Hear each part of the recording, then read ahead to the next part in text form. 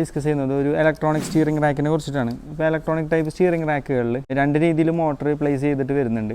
ഒന്ന് റാക്കിൽ പ്ലേസ് ചെയ്തിട്ടുള്ള motor system വരുന്നുണ്ട്, കൂടാതെ സ്റ്റിയറിംഗിൻ്റെ കോളത്തിലും കണക്ട് ചെയ്യുന്ന ടൈപ്പ് വരുന്നുണ്ട്. പ്രീമിയം സെഗ്മെൻറ്റ് വാഹനങ്ങളിൽ വോൾവോ ആണെങ്കിൽ മെഴ്സിഡീസ് ബെൻസ്, BMW, ഓഡി എന്ന മോഡൽ വെഹിക്കിൾസിലെല്ലാതും മോട്ടർ കണക്ട് ചെയ്ത് വരുന്നത് റാക്കിലാണ്. അപ്പോൾ അതിന് കോമൺ ആയിട്ട് വരുന്ന ഒരു കംപ്ലയിൻ്റ് ആണ് ഇപ്പോൾ വാട്ടർ എൻട്രി ഉണ്ടായാൽ വാഹനത്തിൻ്റെ പഴക്കം മൂലം വരുന്ന കംപ്ലയിൻറ്റ്സ് കുറേ വരുന്നുണ്ട്. ഇതൊരു മെഴ്സിഡീസ് ബെൻസിൻ്റെ റാക്കാണ്.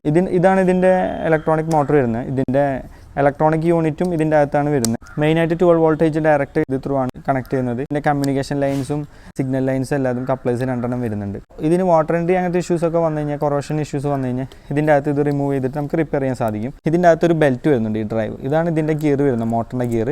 ഇത് കൂടാതെ റാക്ക് ഡയറക്റ്റ് കണക്ട് ചെയ്തിട്ടുള്ള ഒരു ബെയറിംഗ് ടൈപ്പ് ഗിയർ വില വരുന്നുണ്ട്. ഇതുപോലുള്ള ഒരു ബെൽറ്റ് ത്രൂ ആണ് കണക്ട് ചെയ്യുന്നത്. അപ്പോൾ ഈ ബെൽറ്റിന് ക്രാക്ക് സംഭവിക്കും. ഇപ്പോൾ ഈ റാക്കിന് ബെൽറ്റ് ക്രാക്ക് ആയിട്ടുണ്ട്. മോട്ടർ സ്റ്റിയറിംഗ് നമ്മൾ യൂസ് ചെയ്യുന്നതനുസരിച്ച് മോട്ടർ വർക്ക് ചെയ്യും. ബട്ട് ഇതിൻ്റെ സ്റ്റിയറിംഗിലേക്കുള്ള കണക്ഷൻ ഇല്ലാത്തതുകൊണ്ട്, ബെൽറ്റ് പൊട്ടിയതുകൊണ്ട് ഇത് വർക്ക് ചെയ്യില്ല. ഭയങ്കര ഹാർഡായിരിക്കും സ്റ്റിയറിംഗിൻ്റെ റൊട്ടേഷൻ കാൽക്കുലേറ്റ് ചെയ്യാൻ വേണ്ടിയിട്ട് ഇവിടെ ടോർക്ക് സെൻസർ വരുന്നുണ്ട്. ഇതിൻ്റെ അകത്ത് എന്തെങ്കിലും ഡാമേജ് ഉണ്ടെന്നുണ്ടെങ്കിലും, ബെൽറ്റ് ഡാമേജ് ആയാലും ടോർക്ക് സെൻസറിൻ്റെ ഫോൾട്ട് വരും. യൂഷ്വലി ഇത് കംപ്ലയിൻറ്റ് വരാറില്ല. ടോർക്ക് സെൻസർ കൂടുതലും ഈ ബെൽറ്റാണ് കംപ്ലയിൻറ്റ് വരാറ്.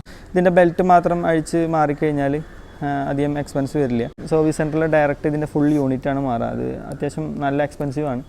ഇങ്ങനത്തെ ഇഷ്യൂസ് ആരെങ്കിലും നേരിട്ടിട്ടുണ്ടെങ്കിൽ വീഡിയോന് താഴെ ഒരു കമൻറ്റ് ചെയ്യുക.